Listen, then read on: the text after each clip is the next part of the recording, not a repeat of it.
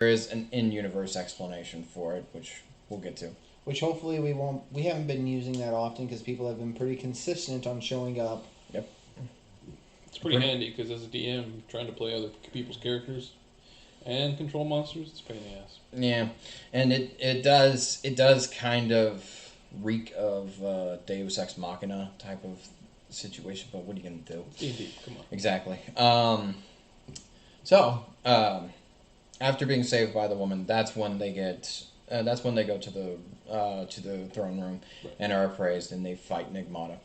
Now, upon killing Nigmata, He's copies of him too. yeah, and his copies, Nigmata drops the illusion, and it turns out that the Misfits have killed the royal family, as well as all the royal guards, as well as there was a family there too. There was the blacksmith family. The blacksmith family. So yeah, it was pretty devastating realizing what We didn't kill the king though, if I remember correctly. No, we did but not we kill did the kill king. his son. You we killed the killed prince. We killed the prince, who we saved, Killed the prince and the queen. and the queen.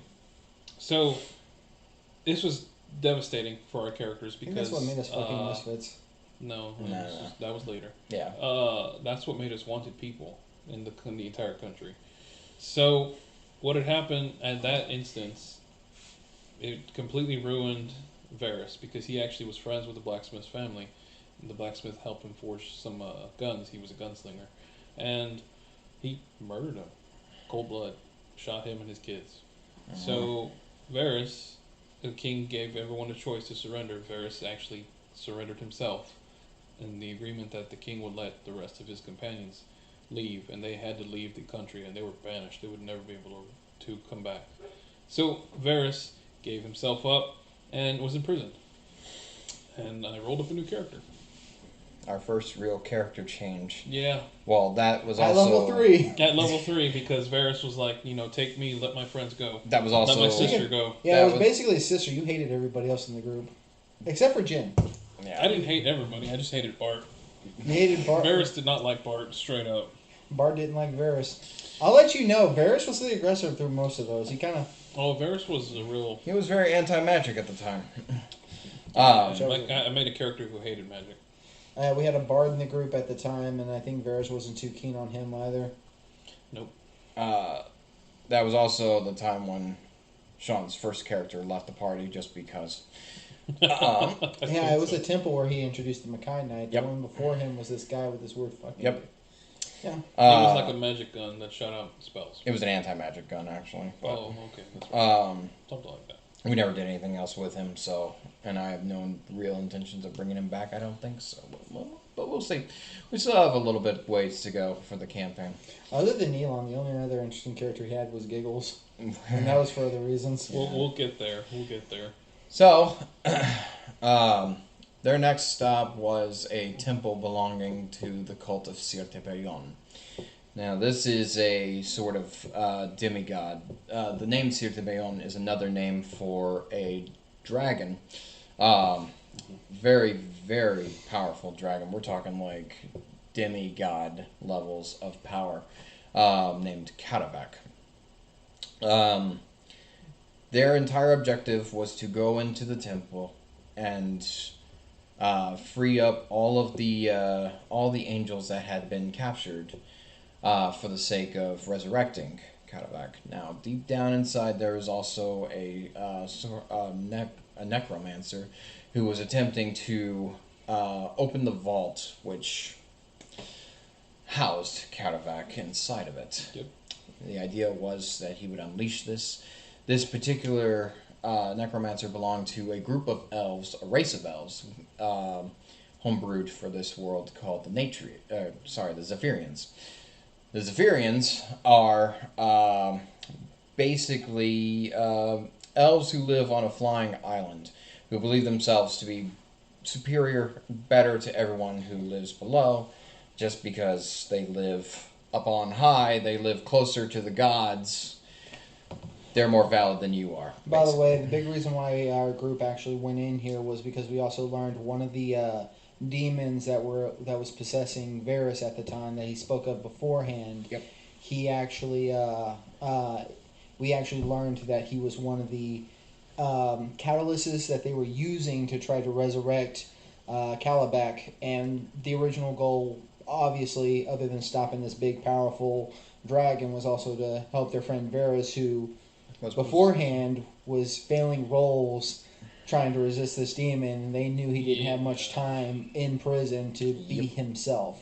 Yep, this demon was literally kicking my ass to take over my body. So yeah, it was almost there. The shrine basically became the group's first dungeon, and it was full of fire monsters, and fire demons that they had to one of the kill. weapons. I did, and I took very, very much pleasure in that. But that's where they met my second character. Right. To make up for Julio's lack of a character, we were introduced to Demos, his first other character. Demos he's still alive. A wizard, a divination wizard, if I remember correctly, and he joined the group to try and help them stop what was going on in the temple. He was Zephyrian himself. Yes, he was also definitely Zephyrian himself. One of the ones that isn't a dick. Yeah, he actually does not like the entire hierarchy of his own people and how they look down on everyone else. He despises that. Yep. The Zephyrians are assholes, but there are a few exceptions to the rules. Demos is one of them. In fact, so was the necromancer that was trying to summon Cadavac. But he was trying to summon Cadavac so he could destroy all of the other Zephyrians, like just outright genocide. Yeah. Whereas Demos may have his problems with the Zephyrians, but he doesn't want to he doesn't want to kill them all. No. He wants to reform them. He just wanted to kill his family, well, his father and brother particularly, and take over the throne. Nothing worth calling genocide over. Reform the entire hierarchy under his rule. By, committing regicide. Yeah, well, I was thinking patricide, too. Both in this case. Both in that case. He was trying to find ways to do that. Not genocide, but patricide and regicide. It's some sort of side. Yep. It's some flavor of side. He was ready to do it. He wanted to sit on the throne and basically say, you know what, I'm going to make this whole entire country better. Yep. So after about a month and a half of sessions involving fire, lots of fire, they do eventually clear out the shrine. They managed to prevent Cadavac from being summoned. They did so by banishing said necromancer away. Banishment, by the way, works differently in my game. You're going to find that there's quite a few things that we've changed up a bit because this is homebrew. There's no other planes of existence outside of the void. Usually banishment rather than banishing them to another plane of existence. There are other planes that the gods inhabit, but only spirits can inhabit them. Thusly, I changed banishment to, instead of sending its target to another plane of existence, banishment instead just moves them to another place in the world instead. Like on the flip side, plane shift pretty much became the divine teleportation. Pretty much. So after locking away, or like preventing Cadavac from being summoned forth, they set out. They broke ways with Demos. Actually, real quick. I'm pretty sure we killed the Zephyrian. It was actually that big fire. Oh yes, the Zephyrian did die. It was another. It was that dragon who was the leader of that splinter of Siete Bayon. He got banished. He got banished. Which I bet we were so close to killing him. Yeah, you guys. I think you guys were pretty close to killing him, but he's still out there somewhere, maybe. Yeah, we don't even know. Yeah, I do. Of course. Advantages of being a DM. So they actually split up from Demos at that time because Julio had another type of character that he wanted to play, which we were introduced Setsuna. Oh yes. Yeah, we were introduced to Setsuna, someone that our group. Yeah, his name is Setsuna Taka, and these assholes decided to name him Sunset Taco. And if you thought, these are my friends, ladies and gentlemen. And if you keep thinking that they keep telling you how Bart has to stick up his ass. Oh no, Setsuna was worse. But to be fair, and Sentinel was not around very long. So, his backstory, I'll go ahead and tell you because it's not like it really matters at this point. He actually was really good friends with the prince, and when he found out that the prince was murdered by these people, he set out to avenge the death of his friend. So he infiltrated the group, became friends with them, and he was going to kill them all. He would try. He was going to kill all of them while they were sleeping. Shank, shank, shank. It turns out all you need is just one feat just to neutralize an assassin's ability. It's called Alert. It's great. Yeah. Yeah. So after meeting with Sunset Taco, they eventually came across a town called Talbaria. Talbaria is often referred to as the City of Roses, but when they first arrived, the sign that said Talbaria, City of Roses, had the roses crossed out, and underneath it was painted the word death. So, red flags. Yeah. Turns out that the city had been under siege by zombie plant monsters. I forget what they were called, but they're in the book. But Yeah. at any rate, at this point the void opens up, and Varys is returned. Oh no!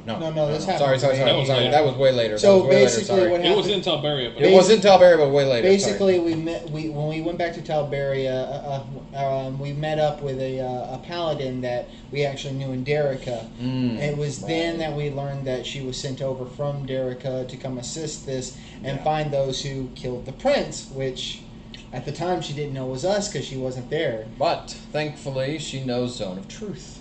So she was able to find out that they were in fact telling the truth, and they said that they didn't do it. Well, yeah, we did, but we gave an explanation. They were tricked.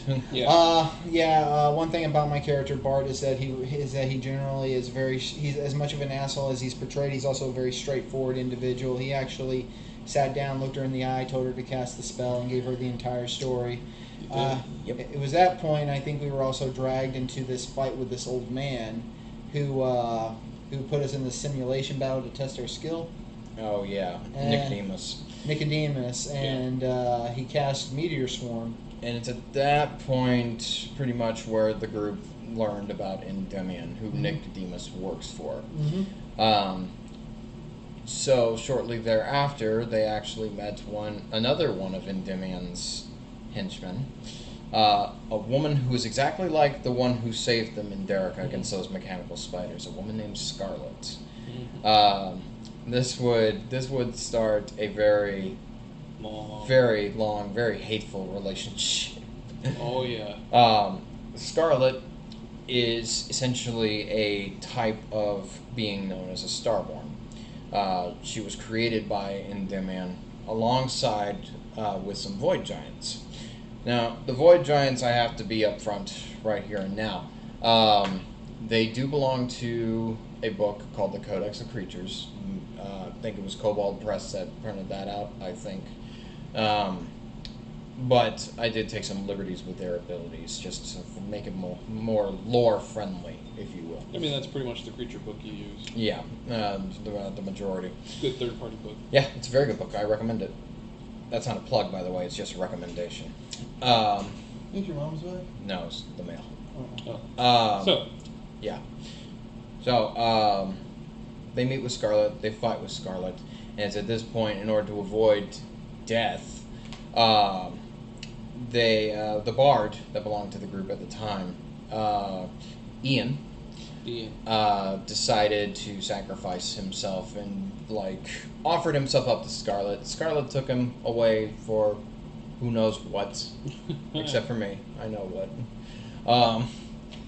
And everybody else was allowed to go scot-free. I forgot to mention that right before this, they also met two other paladins who are named Salt and Peppa. These two are my dumbasses. Inspired by Chrono Cross. Inspired by the characters from Chrono Cross, yep. Salt and Peppa helped them in the fight, but they weren't too much of a help because Scarlett is just that powerful. So, a few other things happen. We're introduced At some point, Setsuna decides to leave. Yeah. Well, actually, some things happened before Setsuna left. My character gets kidnapped. Right. Bartholomew did get kidnapped. During the fight with the old man, he cast a spell called Meteor Swarm, which took out everybody in the party except for my monk who had evasion at the time and was able to make the save. And apparently, out of interest of that ability, he sends another Starborn, white-haired woman. Yep. Misay. Which we eventually will learn is a certain someone's wife. To kidnap Bart. This is actually what brought in my second character, Trunks. Good old Trunks.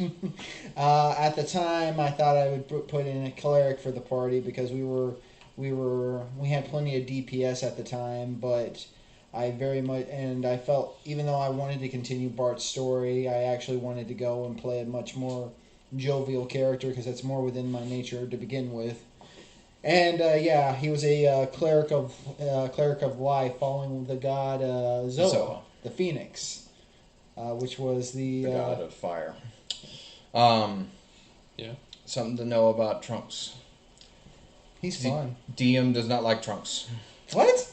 DM does not like Trunks. I thought you liked Trunks. Oh, don't get me wrong. Don't get me wrong. He's fun. DM Roy likes Trunks. DM does not like Trunks. Oh, because he was really actually a badass cleric. No.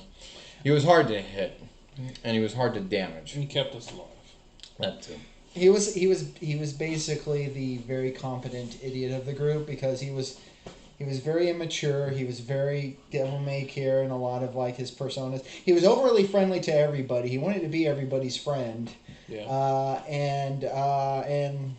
Apparently, and he was the bane to his existence. Yeah. For a while. Yeah, for a long while. Yep. When I told him I was ready to switch out for Bart, he was like, "Bart's boring, but I get to get rid of Trunks." Yeah, it was a real double-edged sword there. Bart is boring by comparison, but at least he's more manageable.